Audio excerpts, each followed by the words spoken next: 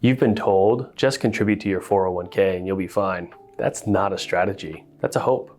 And hope is not a retirement plan. If you make good money and you're still unsure whether you're actually on track, this video is for you.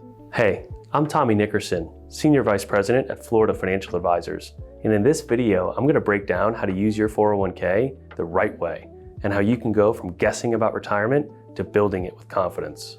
Most people like to overcomplicate this. Let's fix that. I'm gonna walk you through when a 401k makes sense, when it doesn't, how much you should really be contributing, where high earners mess this up, and what to prioritize instead. People always ask me, when should I get started investing? My answer is usually yesterday. The earlier you can get started, the better. Even if you get started 10 years earlier, a lot of times that can equal double the amount of money in the future. Compounding is a superpower. And what it can do, even with a small amount of money over a long period of time, can make a big difference in what your future looks like. Think about building wealth like a snowball rolling down the hill. The quicker or earlier you can push that into action, the larger it can become sooner. So big that it starts to fund itself. You want to make that happen as quick as you possibly can. Even a small amount makes a big difference over a long period of time. Now, all that compounding matters, of course. That snowball gets really, really big. But if you don't have an eye towards your tax brackets and how that money might be taxed in the future, you might actually be building a big snowball that becomes a burden in the future. Make sure that you're building wealth in a smart, strategic manner. Don't just lean into compounding, lean into effective compounding. And if you're in a high tax bracket today, deductions might matter more to you than they did before. For example, if I can get a deduction today and defer my tax bill to a time in the future where maybe my taxable income is lower, that actually might be an effective strategy. How do you do that? You engage in employer benefit packages, qualified accounts, educate yourself, maximize the opportunities that are available to you. Your employer benefit package is a great way to minimize your taxes, not only today, but in the future. Get familiar with what your options are and don't fall victim to just defaults. One of the default settings that most people are victim to is contributing to their 401k in a manner that's tax deductible and tax deferred. Now, that is a great strategy, and most people should be entertaining that option.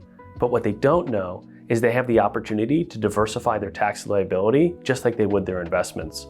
If all you're doing today is tax deferral, remember, the future will come, and so will the IRS. One of the things you can do is engage with after-tax accounts, like Roth or a brokerage, that allow you to diversify what you're paying in taxes not only again today, but also in the future when you go to retire and potentially start using these funds. Let's put it this way. Imagine your whole career you save up to your 401k plan in a tax-deducted, tax-deferred manner. That's a great strategy. But when you go to retire, if you need to pull funds from that 401k plan in order to live your life, the IRS is going to be very involved. One of the strategies you can utilize as you build your wealth is diversifying your tax buckets just like you would your investments, engaging in things like Roth or after-tax accounts that allow you to maybe change up the way you see your tax liability today, but also change up the way that tax liability hits you in the future. Diversification is usually a good idea. Make sure you're applying it to more than just your investments. A lot of employers provide a match on any 401k contributions from an employee. And if you're not taking advantage of that, it might be something to consider. A lot of times we can see that as a free return on your money, just for participating in something that long-term is gonna allow you to get out of work. You may be asking yourself, how much should you contribute to your 401k plan? The answer? Well, it depends. What it depends on is your personal situation, how much you make, how much you spend, what your goals are with your money. Don't fall victim to default recommendations. Make sure you're getting good advice that's personal to you and your family situation. If your employer is offering you a match on your 401k contributions, it may feel like a non-negotiable decision. A lot of times people don't take advantage of that. I encourage you look at it as a free return on your money. Given your situation, might be something to consider. When you're deciding on making investment decisions, remember, taxes are part of the conversation. Many people today utilize a 401k plan to get tax deductions as well as tax deferral on their money. I think that's a great strategy. But never assume that it's the only option. There are other buckets of money that you can engage in that will minimize taxes either today or in the future. Best course of action, diversify. In your 401k plan, what pre-tax tax deferral does for you is it gives you alleviated tax liability today and deferral on your investments as they grow. But remember, the future will come, and in the future, the IRS is going to show up. There is also other buckets available to you. You have what they call Roth. Everyone loves talking about Roth. It's got its goods and its bads. With Roth, you're not getting a tax deduction today, but you do have tax efficiency on the growth. Remember, it might be in your favor or not to pay your taxes up front and let it grow compared to deferring those taxes to the future. Now, those are usually found inside of qualified retirement accounts, but people also have a different option, what they call after-tax taxable accounts. This would be something like a brokerage account.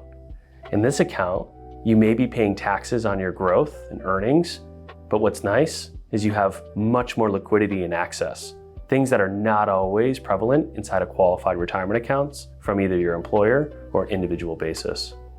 How do I invest in my 401k plan? That's a great question. Many times people don't realize they have way more control than they think.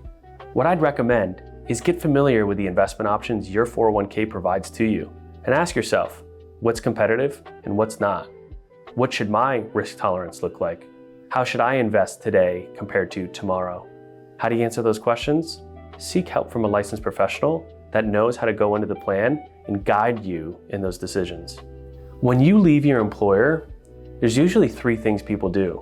Sometimes they leave it there, but oftentimes they'll move that 401k into the current one at their new employer, or what they'll do is they'll roll it over into an individual retirement account, also known as an IRA.